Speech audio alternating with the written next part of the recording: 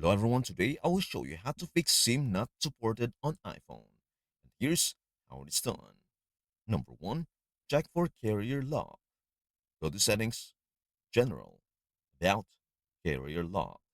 If it says no SIM restriction, your iPhone is unlocked. If it shows a carrier name, your iPhone is locked to that carrier. Number 2. Restart your iPhone. Press and hold the power plus volume button, Face ID models, or just power older models. Slide to power off, wait 10 seconds, turn it back on. Number 3. Update iOS. An outdated iOS version can cause SIM issues. Go to Settings, General, Software Update.